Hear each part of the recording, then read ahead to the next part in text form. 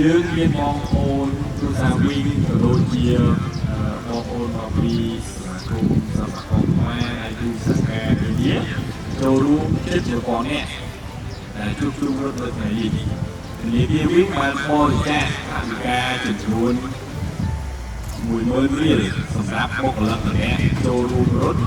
បន្ថែមពីលើសពរជននេះខ្ញុំពិតជាអរគុណមែនទែនដល់សមាជិកក្រុមគ្រួសារវិញទាំងអស់គ្នានៅទឹកចិត្តសប្បុរសក៏ដូចជាការចូលរួមបរិច្ចាគខ្ញុំសរុបថាវិការដែលលោកបានជម្រាបមុនហ្នឹង20រៀលនេះគឺពិតជាចំនួនច្រើនមែនទែនដែលជួយទៅដល់កុមារកម្ពុជាក៏ជាផ្នែកមួយជួយទៅដល់ប្រទេសជាតិដែលជាតំពេញស្នងនៅស្រីរបស់ពួកយើងសូមអរគុណអ្នកទាំងអស់គ្នា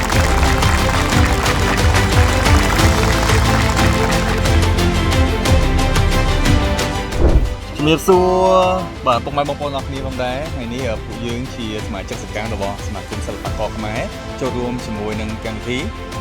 រត់ជាមួយនឹងវិញដើម្បីកុមារកម្ពុជាជាពិសេសគឺមន្ទីរពេទ្យកុមារអង្គរបាទជួយទៅដល់ក្មេងៗដែលមានបន្ទុកដែលមានជំងឺផ្សេងអញ្ចឹងណាបងពុកម៉ែបងប្អូនអរគ្នាហើយបាទរីករាយមែនតើហើយឃើញបងប្អូនយើងបាទជាមួយនឹងសមាជិកសកម្មផងហើយក៏ដូចជាក្រុមការងាររបស់វិញហើយក៏ដូចជាបងប្អូនបាទជាសប្បុរសជនជាច្រើនទៀតដែលបានចូលរួមជាង1000នាក់ថ្ងៃនេះតាមដឹងការចូលរួមបាទគឺច្រើនមែនទែនសប្បាយចិត្តខ្លាំង